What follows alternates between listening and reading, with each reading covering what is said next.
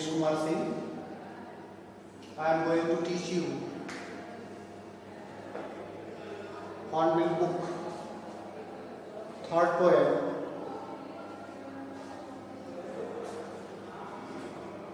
written by Walt Whitman, The Voice of Rain. Walt Whitman, America's most influential poet, was born on May 31, 1819 in West Hills, Long Island, New York. Walt Whitman का जन्म, जो America के प्रमुख कवियों में से एक रहे, 31 मई 1819 को west hills, long island, New York में हुआ था। He was the second of 9 children and was immediately nicknamed Walt to distinguish him from his father. और वह अपने माता पिता की 9 संतानों में से दूसरी संतान थे और जल्दी ही उनके पिता द्वारा उनके पिता से कुछ अलग एक नामकरण, एक उपनाम दिया गया जो वाल्ट था। At the age of 11, Walt Whitman was taken out of its by his father to give a helping hand with household income. और 11 वर्ष की आयु में वाल्ट व्हिटमैन को उनके पिता द्वारा घर की आमदनी में हाथ बटाने के लिए काम पर लगाया गया। Because they were very poor, they belonged to a poor family. He started to work as an office boy for Brooklyn-based attorney team. और उन्होंने एक ऑफिस बॉय के रूप में ब्रुकलिन की अटॉर्नी टीम में काम करना शुरू किया and eventually found employment in printing business. और क्लियरली, स्पष्ट रूप से उन्हें प्रिंटिंग बिजनेस में रोजगार मिल गया। At the age of 17, he began his career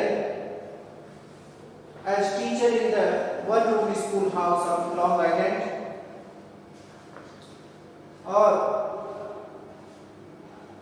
उन्होंने शिक्षक के रूप में अपना करियर एक कक्षीय विद्यालय लॉन्ग आइलैंड में आरंभ किया। He continued to teach until 1841 when he turned to journalism as a full-time career. और 1841 में तक उन्हें अपना शिक्षण का करियर चलाना पड़ा, जब तक कि when he turned to journalism as a full-time career, और जब तक कि वो एक पूर्णकालिक पत्रकार के रूप में उनका पदार्पण नहीं हो चुका था, अर्थात वो पत्रकारिता के क्षेत्र में अपना एक स्थान बना चुके थे। एट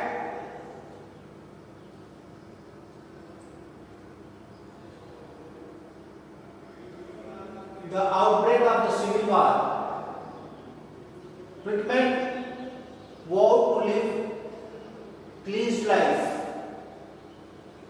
और सिविल वार छिड़ने तक वो बड़ा एक अलग तरह का जीवन जी रहे थे। He worked as a freelance journalist and visited the wounded at New York City area hospitals और एक स्वतंत्र पत्रकार के रूप में, फ्रीलांस जर्नलिस्ट के रूप में उन्होंने अपना करियर तब तक आरंभ कर लिया था और वो सिटी एरिया के अस्पतालों में जो न्यूयॉर्क के, क्योंकि वहां पर गृह युद्ध छिड़ जाने से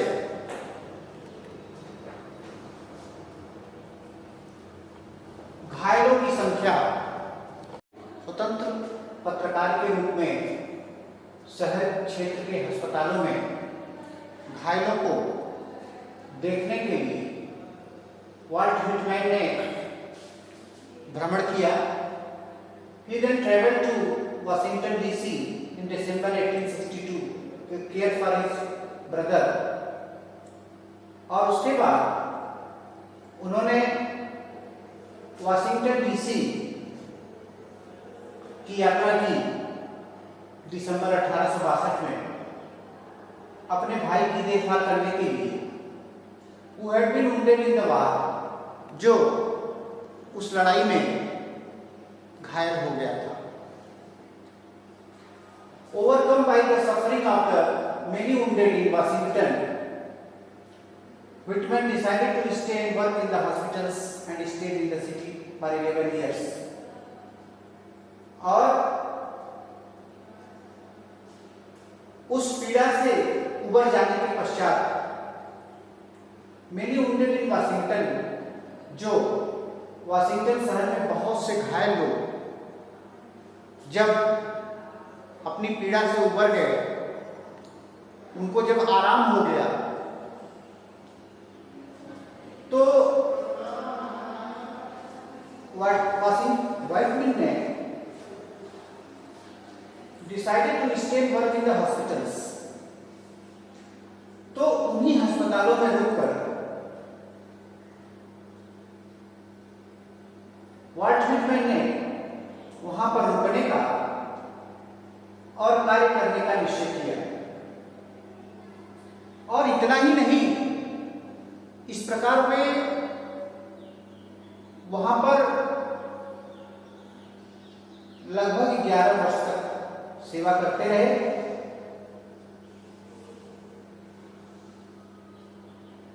Whitman struggled to support himself through most of his life और अपने जीवन भर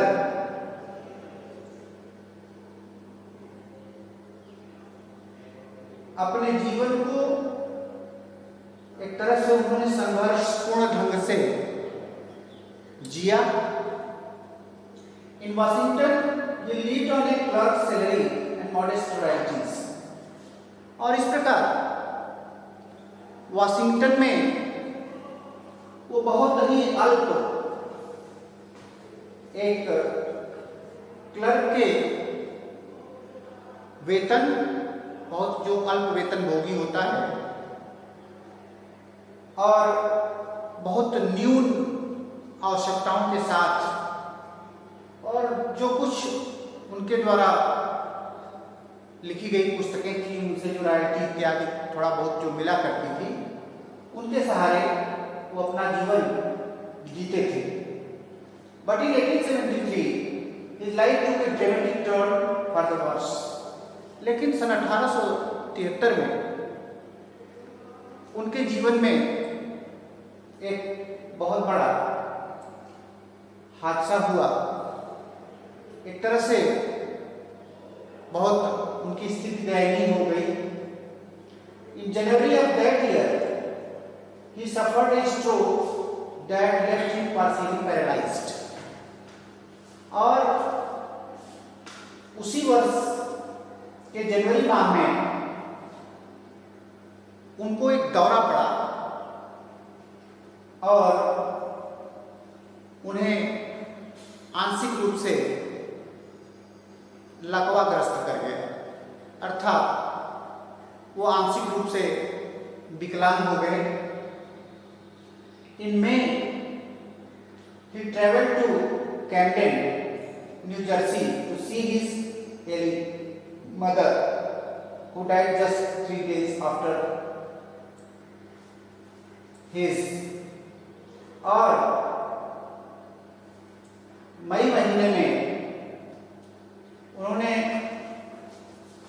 कैम्डेन की यात्रा की, जो न्यू जर्सी में पड़ता है, टू सी हिज एलिंग मदर, जो अपनी बीमार मां से मिलने के लिए गए थे, who died just 3 days after his arrival, और जो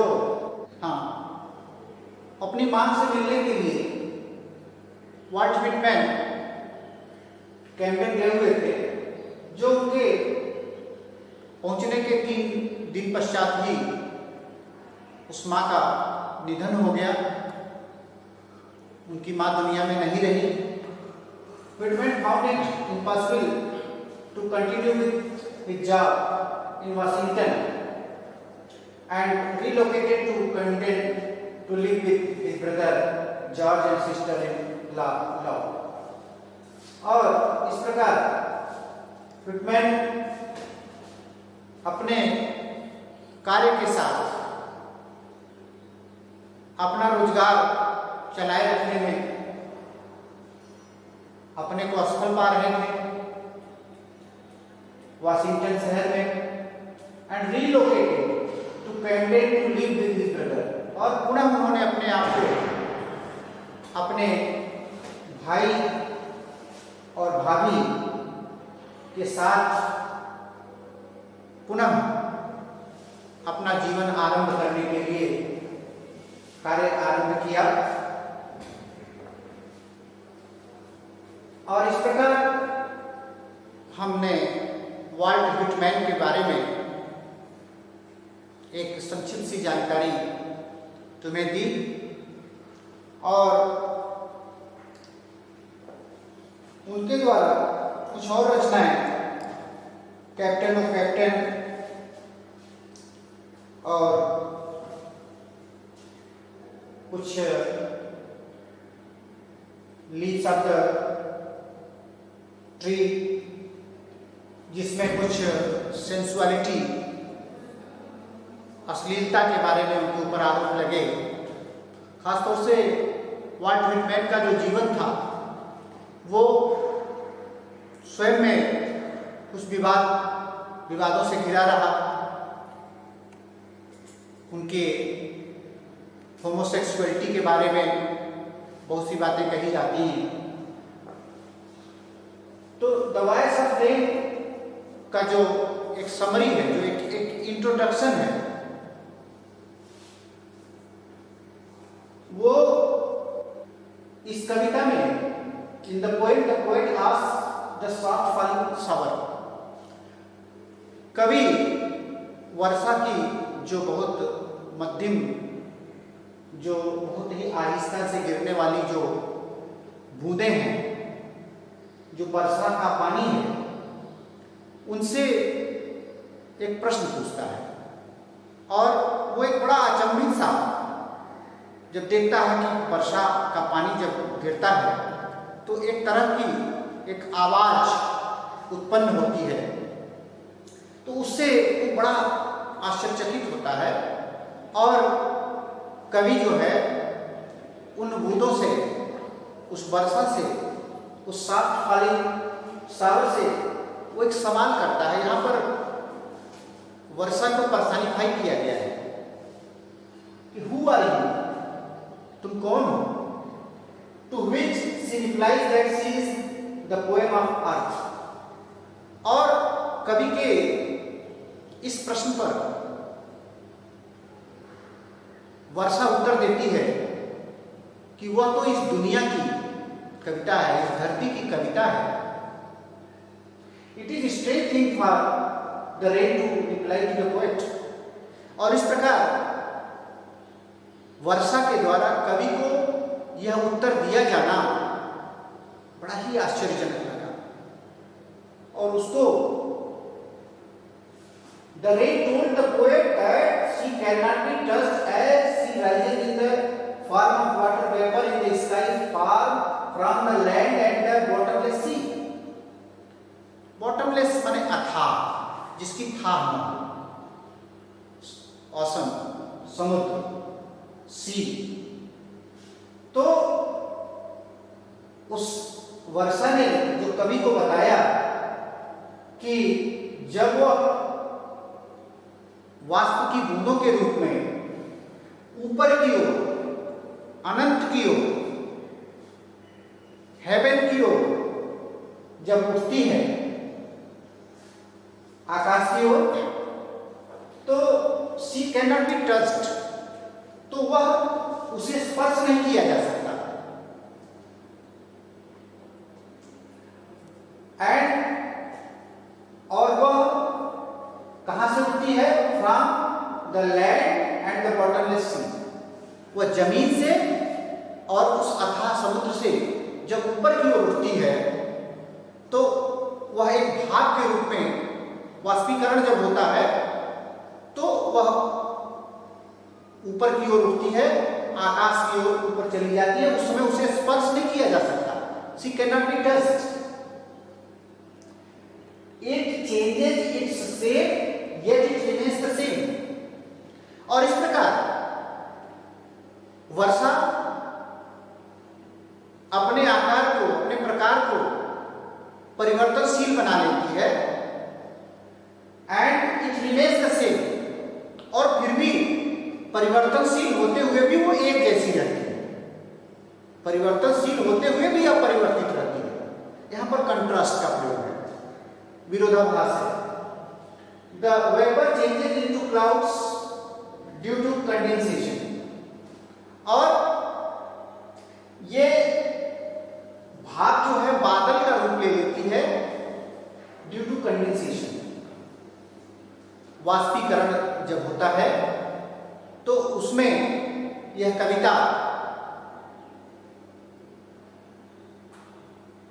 वर्षा को बादल का स्वरूप प्रदान करती है, जो कि एक वाष्पीकरण के रूप में होता है। It falls back on the surface of the earth to provide water to the drought prone areas and to beautify and purify the earth its birth place. और प्रस्तुत कविता में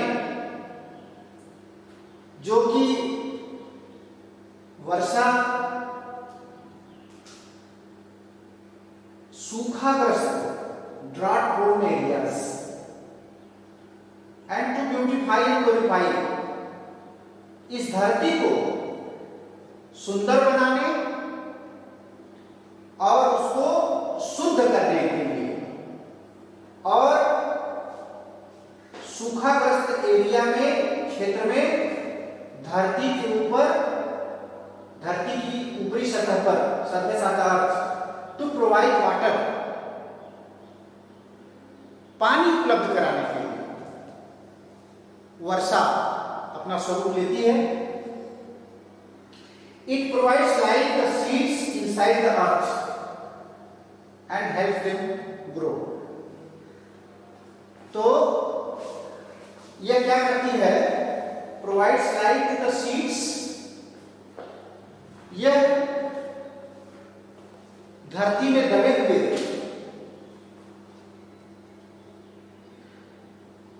बीजों को एक नया पौधा, एक नया वृक्ष, जो कि धरती में दबे हुए जो बीज होते हैं, जब तक कि उन्हें वर्षा का पानी प्राप्त नहीं होता तब तक वो बीज ही रहते हैं, और जब भी वर्षा का पानी उन्हें मिल जाता है तो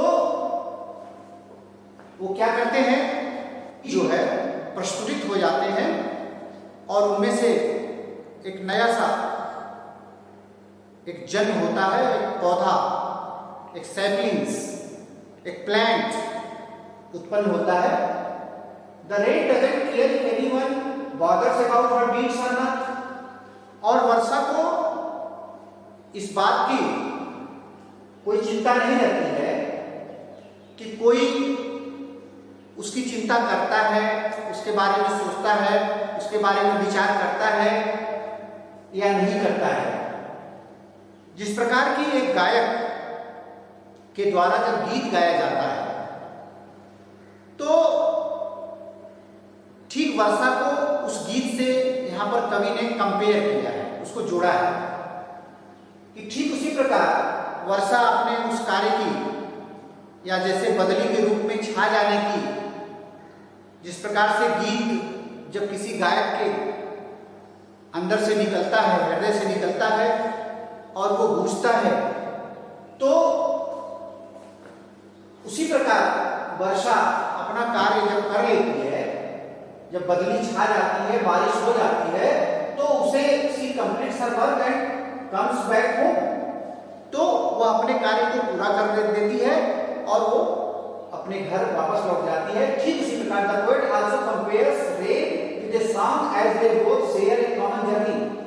ठीक उसी प्रकार जिस प्रकार की एक गायक के द्वारा गाया जाने वाला गीत अपनी यात्रा को पूरा करता है, उसी प्रकार the song originates from the heart of the singer. जिस प्रकार से वह गीत किसी गायक के हृदय से उत्पन्न होता है, गाया जाता है, travels across to fulfill the aim and comes back with due love for the singer, its originator। तो travels across to fulfill the aim, वह अपने लक्ष्य की प्राप्ति कर लेता है। किसी के हृदय से निकला हुआ गीत वायुमंडल में घुसता है और अपने लक्ष्य को पूरा करके और उससे मिलने वाले तमाम प्रेम और आदर को प्राप्त करते हुए और कविता अपने कवि तक वापस आ जाती है।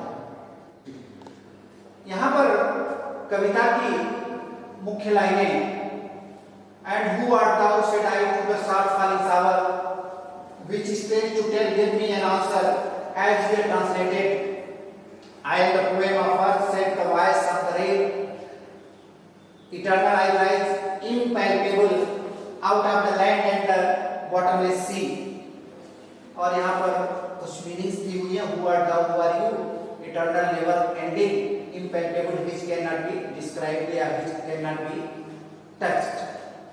तो never ending and who art thou, said I to the soft falling, जो प्रथम दो पंक्तियां हैं इसमें कवि द्वारा सीधे वर्षा को संबोधित करके ये पंक्तियां कही गई हैं और इसके बाद की जो लाइनें हैं वो वर्षा द्वारा कवि को उत्तर दिया गया है और अंतिम की जो दो पंक्तियां हैं वह कवि का एक अपना विचार है।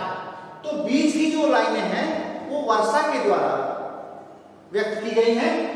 And who art thou, said I to the soft falling shower, मैंने आहिस्ता से गिरती हुई वर्षा की बूंदों से बहुत आश्चर्यचकित ढंग से कवि ने who art thou, art that is old English which is used in poems, तो हु आर्ट thou, तुम कौन हो, यह कवि के द्वारा यह प्रश्न पूछा गया और वो बहुत आहिस्ता से धीमे से गिरती हुई फुहारों से यह प्रश्न किया गया। Which strange to tell gave me an answer, जो कि कहने में बड़ा विचित्र सा प्रतीत होता है कि वर्षा की बूंदों ने कवि को प्रत्युत्तर में अपने जवाब में क्या कहा। As here translated, जैसा कि नीचे अनुवादित है, नीचे बताया गया है, लिखा गया है, that is the answer of the rain, I am the poem of earth। वर्षा ने कहा कवि से कि मैं इस धरती की, इस दुनिया की, इस संसार की कविता हूं। कविता के बारे में बहुत कुछ कहा गया है, spontaneous overflow of powerful feelings, तो उदात्त विचारों का शक्तिशाली भावनाओं का एक सहज प्रकटीकरण एक कविता का रूप लेता है। और हिंदी में आज से ऊर्जा होगा गान जैसी बहुत सी बातें कविता के बारे में कही गई हैं। तो I am the poem of the said the voice of the rain, that bodiless voice said to the poet that she was the poem of the earth. उस निशरीर वर्षा रूपी आवाज ने कवि को बताया कि मैं कोई इस धरती की कविता हूं। Eternal I rise impalpable out of the land, और मैं निरंतर ऊपर की ओर एक वाष्प के एक भाग के रूप में ऊपर की ओर उठती हूं। That can not be touched, जिसे स्पर्श नहीं किया जा सकता। Impalpable out of the land and the bottomless sea, और मैं कहां से उठती हूं?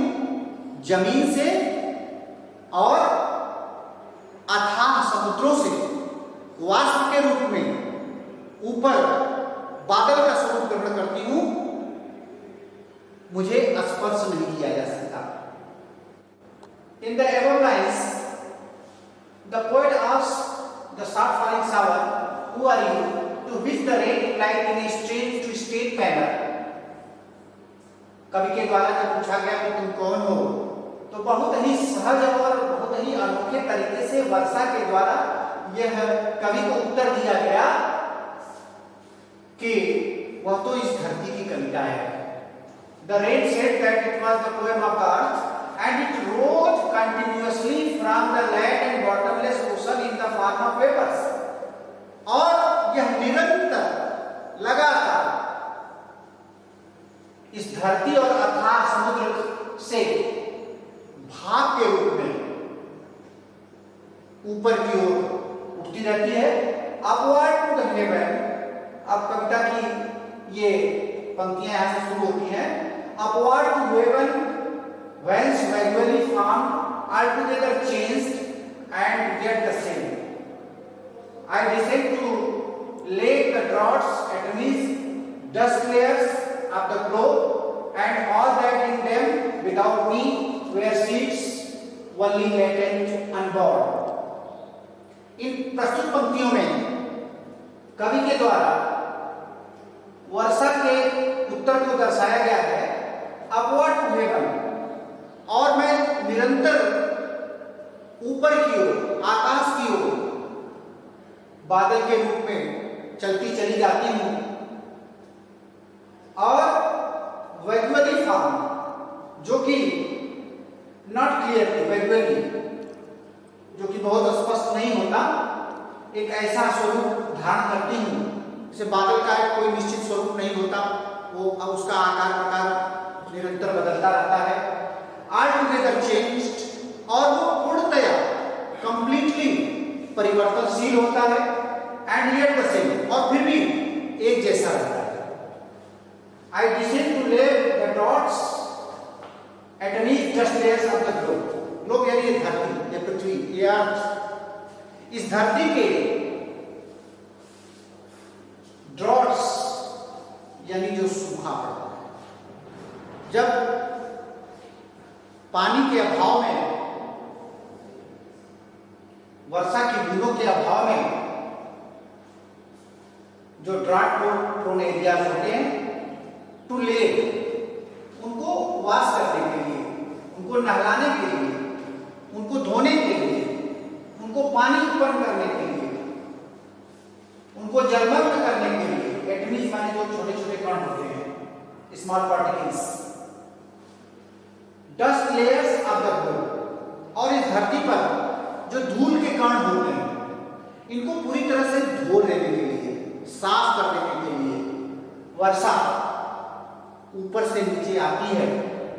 And all that in them without me were seeds only latent unborn, और all that in them without me, all that in them यानी उन सब के अंदर, यानी जो बीज, अजन्मे बीज जो जिनमें जब बारिश नहीं होती है तो धरती के अंदर उसी रूप में वो पड़े रहते हैं, और जब बारिश का पानी उन बीज को उस मिट्टी के सॉइल के साथ जब गीला कर देता है, पानी की एक सतह बना लेता है, तो उन बीजों में अंकुरण हो जाता है। तो वही and all that in them without knee where seeds वही लेटेंट अनबार्ड, और लेटेंट यानी हिडन बरी, अनबार्ड माने अजन्मे, वे बीज जो अजन्मे रूप में छिपे हुए होते हैं, और जब बारिश का पानी धरती पर पड़ता है तो उन बीजों में अंकुरण हो जाता है। तो बिना मरे उन अजन्मे छिपे हुए बीजों में अंकुरण नहीं हो पाता। इसलिए मैं बारिश के रूप में अपनी पानी को, अपने जल की बूंदों को लेकर के बारिश आती है, ताकि इस धरती पर पड़े हुए सूखे को समाप्त कर सके, छोटे छोटे कणों को और धूल कणों को इस धरती पर से साफ कर सके, और धरती के अंदर अजन्मे बीजों को, जो अंकुरणहीन बीज हैं, उनमें एक अंकुरण ला सके। The rain tells the poet that it rises upward towards the sky in the form of vapor, where it changes its form, condenses into water droplets। और यहाँ पर वर्षा कवि से कहती है कि वह ऊपर की ओर, आसमान की ओर भाप के रूप में ऊपर की ओर जब वाष्पीकरण होता है तो ऊपर की ओर उठती है। It also says that although its form gets change, और यह भी कहती है कि वो उसका एक स्वरूप बदल जाता है, it still remains the same, वो फिर भी एक जैसी बनी रहती है। The rain comes down to wash the drought and provide water, और वर्षा ऊपर से नीचे की ओर इसलिए आती है ताकि वह सूखे को समाप्त कर सके और इस सूखी धरती पर जल उत्पन्न कर सके। It also washes away the dust and small particles from the earth's surface, और वर्षा का पानी इस धरती पर पड़े हुए छोटे छोटे और धूल के कणों और छोटे छोटे कणों को साफ कर देती है, उसको शुद्ध बना देती है। And the seeds inside the earth grow into a plant because of the water provided by the rain, it gives life to the seeds। और उन बीजों में जो कि इस धरती के अंदर बिना अंकुरण के पड़े हुए हैं, उन्हें पानी उपलब्ध कराती है, और it gives life to the seeds, और उन बीजों में एक नया जीवन भर देती है। And forever by day and night I give back life to my own origin and make pure and beautify it। For song issuing from the birthplace after fulfillment, wandering, wrecked or unwrecked, duly with love returns। Wrecked or unwrecked, it means whether cared for or not cared for। It doesn't affect the rain nor the poet if someone listen to the rain or not। अब यहाँ पर जो ये अंतिम पंक्तियां हैं जिन्हें कोष्ठक के अंदर लिखा गया है, ये कवि का अपना एक प्रासंगिक विचार है, और उसके ऊपर जो यहाँ कविता का आखिरी उत्तर है, and forever by day and night I give back life to my own origin, और दिन रात वर्षा के रूप में मैं धरती पर गिरकर I give back life to my own origin, मैं अपनी स्वयं की उत्पत्ति, जहाँ से मेरी स्वयं की उत्पत्ति हुई है, और वो अपनी उत्पत्ति को उन झीलों से, उन अथाह समुद्रों से, उस पृथ्वी से वर्षा अपनी ओरिजिन को मानती है कि हमारी ओरिजिन, हमारा जन्म, हमारी उत्पत्ति कहाँ से हुई है, तो उन झीलों से, उन समुद्रों से उनको पुनः जीवन प्रदान करने के लिए I give back life to my own origin, तो मैं अपने उत्पत्ति को पुनः जीवन देने के लिए वर्षा के रूप में अवतरित होती हूँ, and make pure and beautify, और मैं इस पूरे वांग्मय को, पूरे इस संसार को, पूरी इस धरती को शुद्ध बना देती हूँ और उसे सुंदरता प्रदान करती हूँ। For Sam issuing from the birth place, और जैसे किसी कवि के हृदय से निकलने वाला, यीशु माने निकलने वाला, शाम माने दीप, बर्थ प्लेस माने वो कभी गायब। After fulfilment wandering, after fulfilment और अपने लक्ष्य को प्राप्त करने के पश्चात, फुलफिलमेंट द एम। वेंडरिंग माने भ्रमण करना, बादल के रूप में छा जाना, जैसे कि बदली एक छा जाती है, उसका कोई आकार प्रकार नहीं होता, और किसी गायक के हृदय से निकलने वाला गीत जब गूंजता है रेड और अनरेड, तो उस पर कोई चिंता करे, उस पर विचार करे, उसको महत्व दे, उसके बारे में सोचे न सोचे, ड्यूली विथ लव लेटर्स, इससे कोई फर्क नहीं पड़ता। केवल वो जो निकलने वाला गीत है ठीक उसी तरह से वह एक प्रेम, एक आदर के रूप में उस गाने वाले को रिटर्न मिलता है, प्राप्त हो जाता है। रेड और unread means whether care for not care for. Read और रेड का मतलब जिस पर कोई केयर करे, चिंता करे, उसके बारे में सोचे। अनरेड मतलब जिसकी चिंता न करे। It doesn't affect the rain not the poet, और इससे उस वर्षा को या उस कवि के ऊपर, उस गायक के ऊपर कोई फर्क नहीं पड़ता। लिसन टू द रेन और नॉट, कि उसने उस गाने को सुना किसी ने, या उस वर्षा की आवाज को किसी ने सुना, इससे न तो वर्षा पर फर्क पड़ता है न तो कवि के ऊपर फर्क पड़ता है। The rain says that by day and night it provides life, care, enrichment and water to the place from where it originated. The rain keeps enhancing the beauty and purity of the earth by preparing a life cycle for itself again. और वर्षा कहती है मैं दिन रात बारिश के रूप में मैं आती हूँ, ताकि मैं उस स्थान को जहाँ से मेरी उत्पत्ति हुई है मैं उसे पुनः समृद्ध बना सकूँ, उसको और सुंदर बना सकूँ, उसको उसका शुद्धिकरण कर सकूँ। The rain keeps enhancing the beauty and purity of the earth by preparing a life cycle for itself. और अपना जीवन चक्र पुनः निर्मित करके मैं उसे यानी वर्षा इस अर्थ को, इस धरती को पुनः सुंदर और उसे शुद्ध बना देती है। The rain is like a song that originates from its birthplace, just like the heart of the singer. और यह वर्षा ठीक उसी प्रकार जहाँ से इसकी उत्पत्ति होती है वह ठीक उसी गायक के समान होती है। And travels to fulfill the earth's need and wonders. और यह इस धरती की आवश्यकताओं को पूरा करने के लिए वो अवतरित होती है, आती है और वो भ्रमण करती है। It finally comes back to the place from where it originated, और पुनः अपने उस स्थान पर जहाँ से इसकी उत्पत्ति हुई होती है वहाँ वापस लौट जाती है। Whether it is ruined or not, it returns to the original position with a lot of love to its case. और इस पर वो उसका चाहे जो भी नष्ट हुआ हो वो अपने पुनः उत्पत्ति वाले स्थान पर बहुत सारे प्रेम और आदर के साथ वह पहुंच जाती है।